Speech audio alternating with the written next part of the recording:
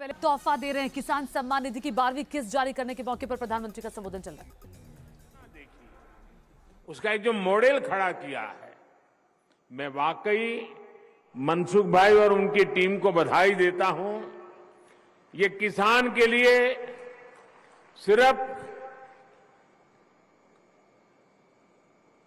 उर्वरक खरीद बिक्री का केंद्र नहीं है, एक संपूर्ण रूप से किसान के साथ घनिष्ठ नाता जोड़ने वाला, उसकी हर सवालों का जवाब देने वाला,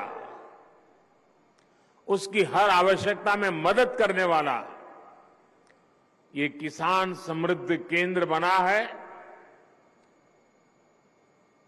साथियों, थोड़ी देर पहले ही देश के करोड़ों किसानों को पीएम किसान सम्मान निधि के रूप में 16,000 करोड़ रुपए की एक और किस्त उनके खाते में जमा हो गई।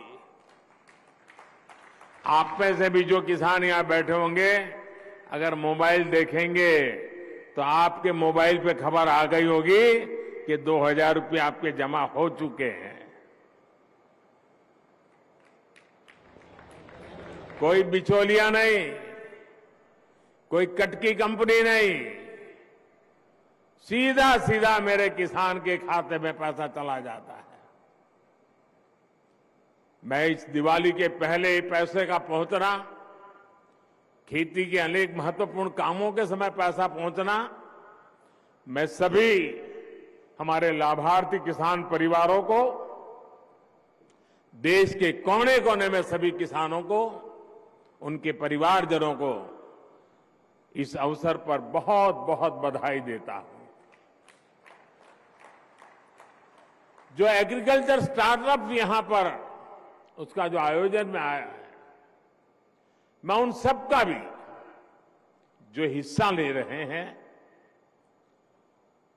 किसानों की भलाई के लिए उन्होंने जो नए नए इनोवेशन किए हैं, उनकी मेहनत कैसे कम हो, उनके पैसों में बचत कैसे हो, उनके काम में गति कैसे बढ़े, उनकी सीमित जमीन में ज्यादा उत्पादन कैसे हो, ऐसे अनेक काम ये हमारे स्टार्टअप वाले, हमारे नौजवानों ने किए हैं। मैं वो भी देख रहा था, एक से बढ़कर एक इनोवेशन नजर आ रहे हैं। मैं ऐसे सभी युवाओं को भी जो आज किसानों के साथ जुड़ रहे हैं, उनको बहुत बहुत बधाई देता हूं और उनका इसमें भागीदार होने के लिए हृदय से अभिनंदन और स्वागत करता हूं। साथियों, आज वन नेशन वन फर्टिलाइजर, इसके रूप में किसानों को सस्ती और क्वालिटी खाद भारत ब्रांड के तहत उपलब्ध कराने की योजना है। ये शुरू हो गया आज। 2014 से पहले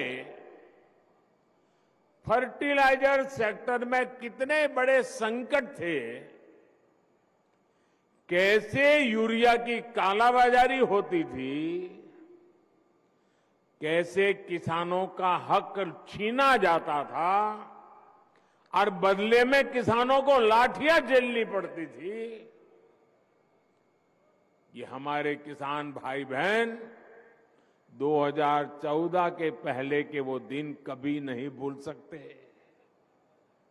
देश में यूरिया के बड़े बड़े कारखाने बरसों पहले ही बंद हो चुके थे,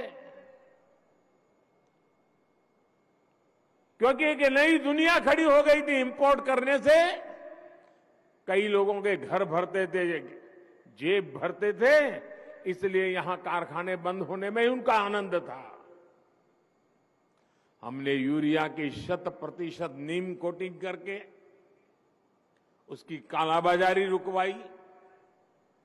हमने बरसों से बंद पड़े देश के 6 सबसे बड़े यूरिया कारखानों को फिर से शुरू करने के लिए मेहनत की है। साथियों, अब तो यूरिया उत्पादन में आत्मनिर्भरता के लिए भारत अब तेजी से लिक्विड नैनो यूरिया, प्रवाही नैनो यूरिया की तरफ बढ़ रहा है।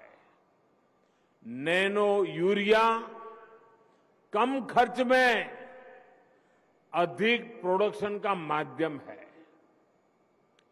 एक बोरी यूरिया, आप सोचिए, एक बोरी यूरिया को जिसके लिए जरूरत लगती है, वो काम अब नैनो यूरिया की एक छोटी सी बोतल से हो जाता है। ये विज्ञान का